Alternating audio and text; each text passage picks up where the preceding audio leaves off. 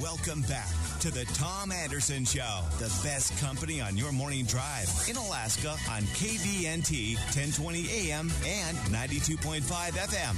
Online at tomandersonshow.com, 6 a.m. to 9 a.m. Alaska time. Want to join us? Call 907-357-5868. That's 357-5868. Good morning, America. Here's Tom Anderson.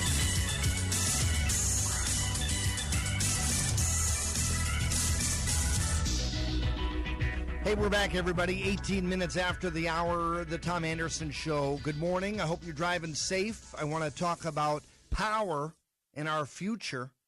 Power of the Future is the name of the organization. State Director of Alaska. The new State Director is Rick Whitbeck, a friend of the show, a friend of radio here in Anchorage in the Valley. Rick, man, you have been working your butt off. Stand for Alaska, before that CBI, before that GCI, all these acronyms. Now you're with Power of the Future. How are you, man? Do you ever get a breath?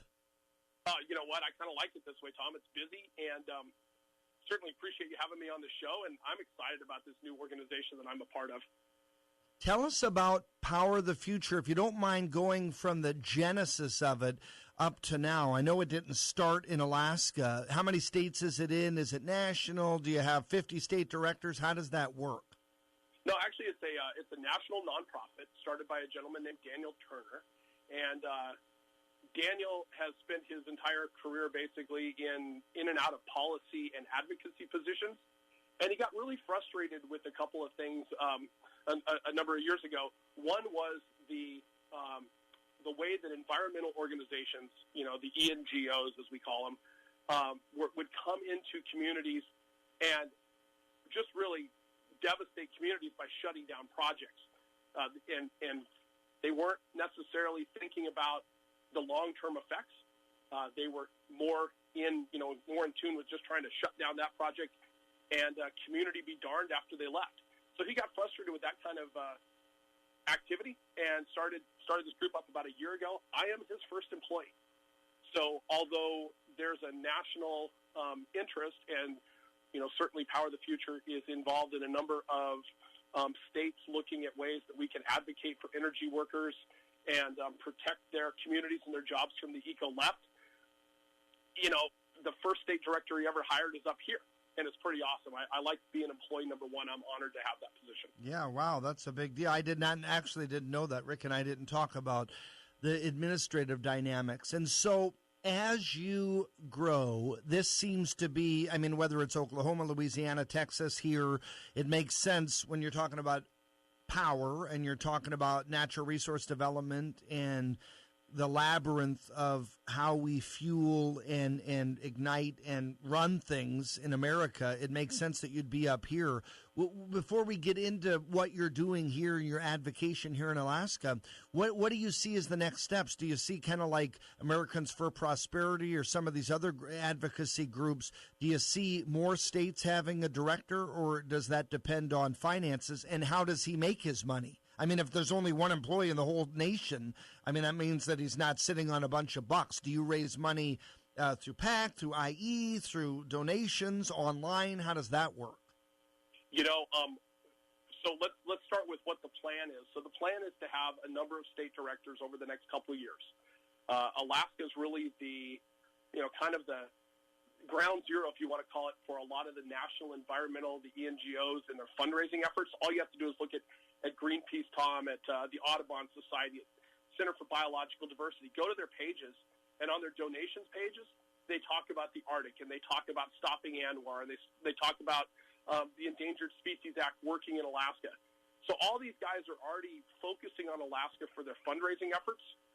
You then take that and you combine that with President Trump and Governor Dunleavy and some key people in D.C., that are Alaskan knowledgeable and Alaskan focused, and you understand why the environmental left is, looking to radicalize the discussion up here on ANWR, on the OCS development, on continued Cook Inlet development, on Donlin, and on every type of resource development that makes up the vast majority of what the state runs on.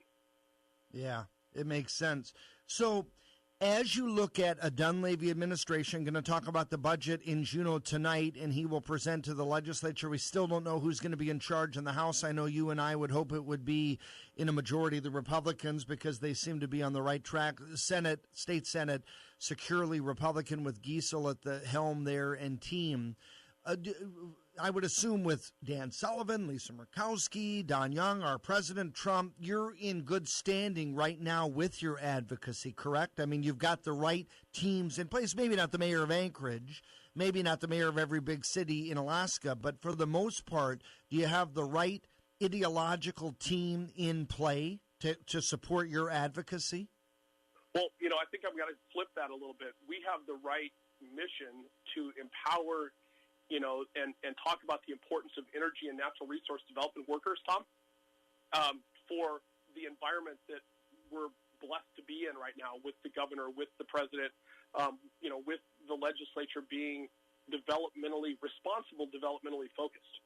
Right? By the way, someone just texted me. They're listening, and they said, hey, great guest. Sounds like a great organization, but could you please ask what's the difference between his group and you referenced the Alliance earlier, Tom, or Deantha Crockett at the Miners Group or the other resource development groups? Great question on Facebook.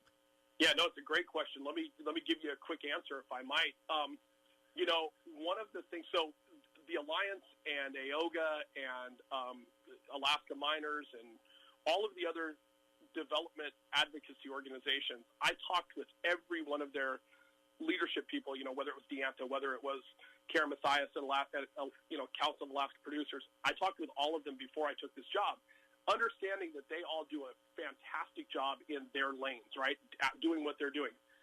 The difference with this group is we're really focused on the worker. We're focused on the communities that are made up of energy workers. Healy with the use of belly coal, and I'll say this: we're disgusted with some of the policies of people like Tom Steyer, Michael Bloomberg, who go in and devastate communities in the name of environmental activism. Right? So they go in and they go in and shut down coal mines. They go in and they shut down development opportunities.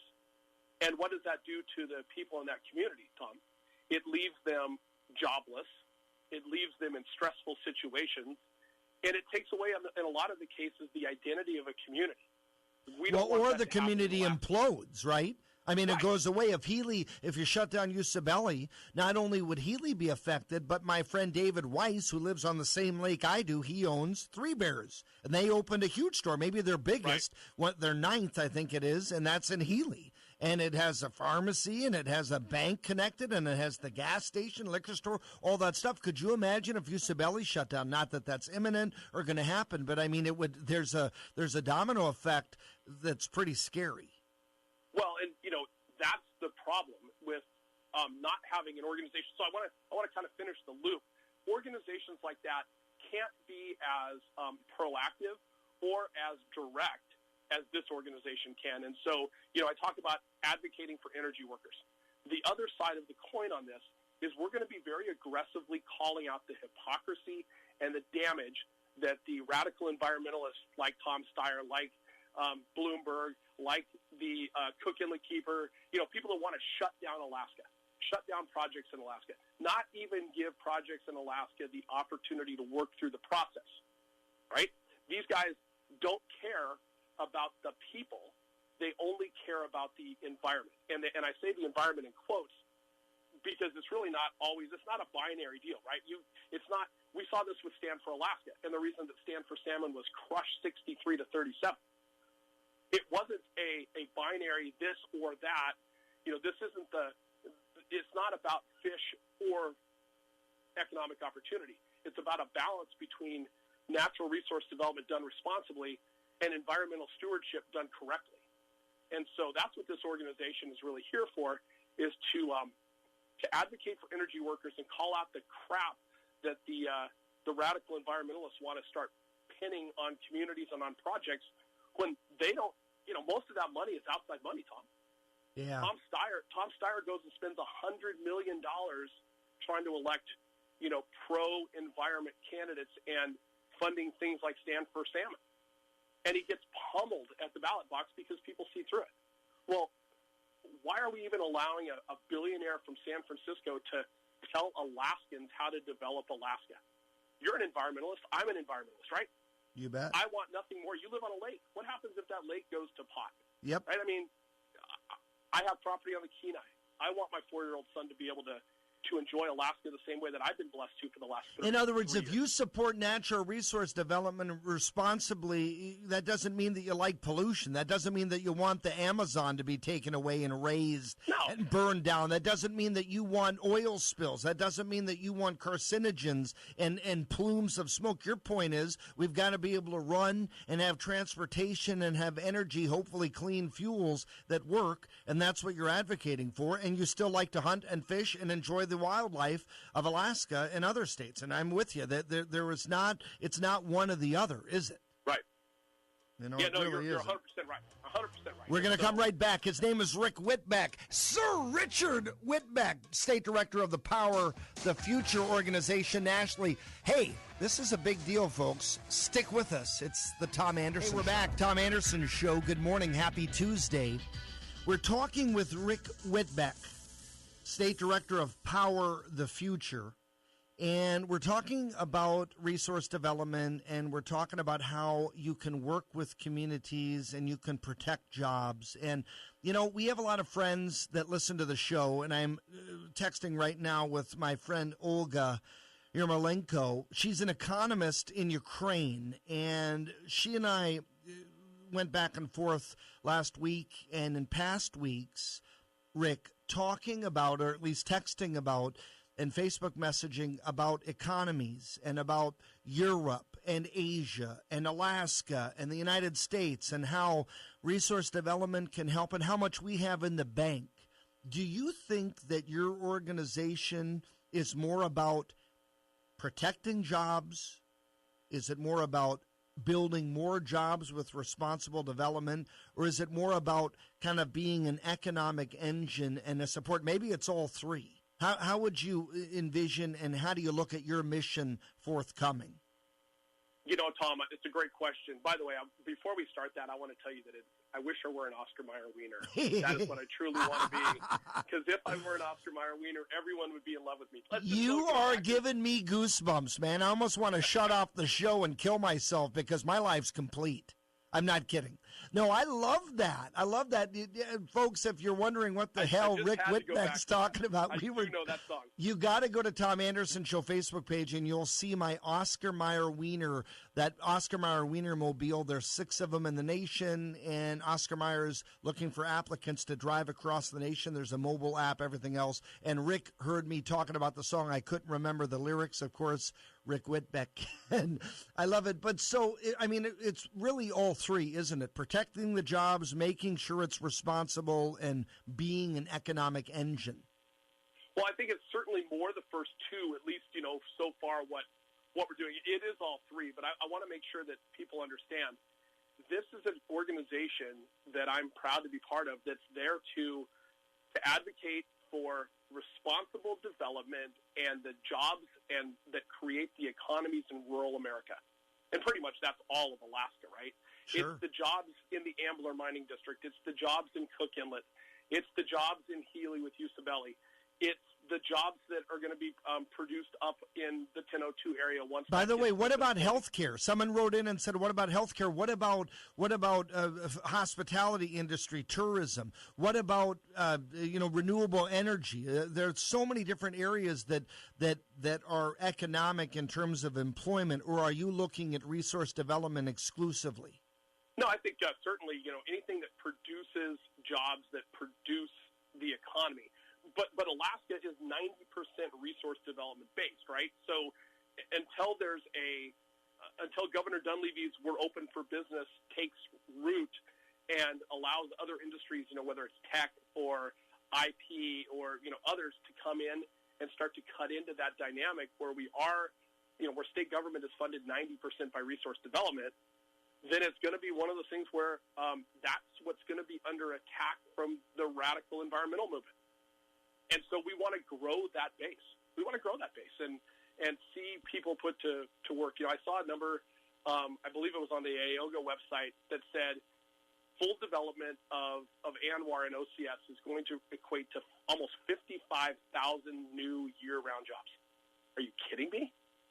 Now, the vast majority of those are going to need to be filled, and Alaskans are well positioned for that. We're ready to do that. No, it's the truth. Why not have 55,000 more jobs, man? I want to advocate for that, and I want to smack down the people mostly from outside. You know, you have your environmental groups like the Alaska Center, but they're funded primarily by outside organizations. Same thing with Cook Inlet Keeper. I love the passion they have. It's just misguided and wrong. It's not good for Alaska. Let me tell you this. You know what's near and dear to my heart? A couple projects. One, I would love to see more deep water ports in our northern region. I would love to see, and I know you agree, I'd love to see more icebreakers. God bless Dan Sullivan and others. I wrote an article last year on FoxNews.com about Dan Sullivan's success to try to get more icebreakers. Russia has quite a few. They have like 22. Some aren't operative, but we only have the United States of America only has one icebreaker. The other thing I'd love to see a railroad that goes to Russia from Alaska. And I know that's not going to come anytime soon, but there are so many fun things. There's the naysayers like Steyer and like Bloomberg, but there really is a big opening for progress and technological advancements, aren't there? I mean, I'm excited. It's not always just about coal or people talk about pollution or the warming of the earth. I mean, there are a lot of projects that could really change, you know, transportation corridors with shipping routes. I mentioned railroad, ecosystem changes. Don't you agree? No, I absolutely agree. Anything that's good for the overall economy of Alaska, whether it's diversification of that economy or continuing to responsibly develop new projects across the state in the energy and natural resources world, Tom, anything that adds to the economic driver, that allows people to have good jobs, that allows people to be able to balance have the work-life balance and get out in this amazing state that we're blessed to live in. Anything that does that responsibly, I'm all for. No, and good. So whether it's technology, like I said, intellectual property type, opportunities, let's bring it on. By the way, tell me about your boss, brother. Tell me about your boss. So the founder, what's his background? What got him started in this? I know he could call in at some point, but why don't you speak on his behalf? What motivated him to start this? I think I mentioned that earlier on in segment one. He just got sick and tired of watching organizations and protests that weren't being portrayed in the media for what they really were. Let's talk about the Keystone Pipeline for a second, okay? So that protest that caught so much national news, thousands of people up there beating drums trying to stop that pipeline and the development and the jobs that came along with it. The majority of those people weren't from the region.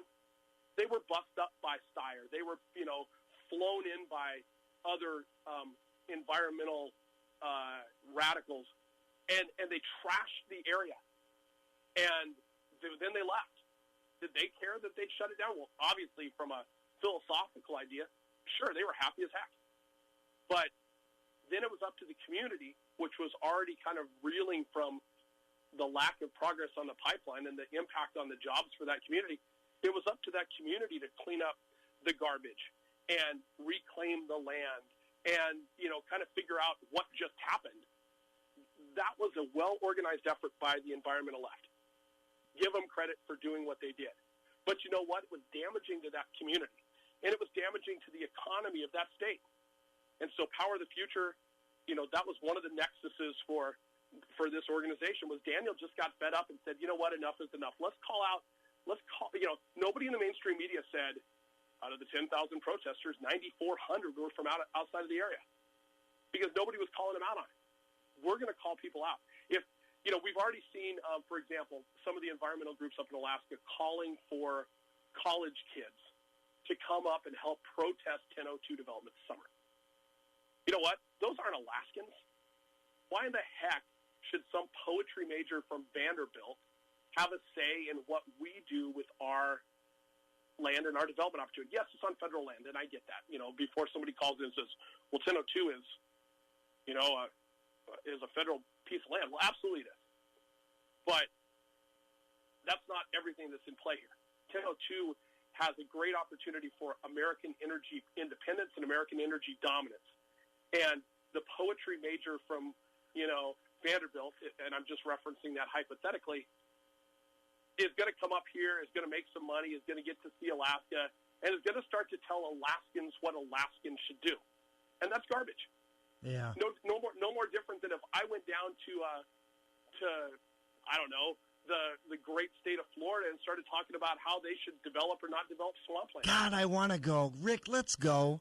Hey, give me a Mai Tai. Could you imagine 90 degrees? Screw advocacy, forget resource development, just beach and fun. Do you got a metal detector? Hey, Rick, I found a ring. Oh, it's silver. Throw it back. I want gold. Hey, brother, I want gold, yeah. I appreciate it, man. His name is Rick Whitbeck, State Director of Power of the Future. We'll get you back again, okay? Promise. Always appreciate the opportunity, Tom. Have a super day. Thanks again. You're awesome. We love you, Rick Whitbeck. Good friend of the show, friend of Alaska. Stay with us. Tom Anderson Show. Riders on the storm.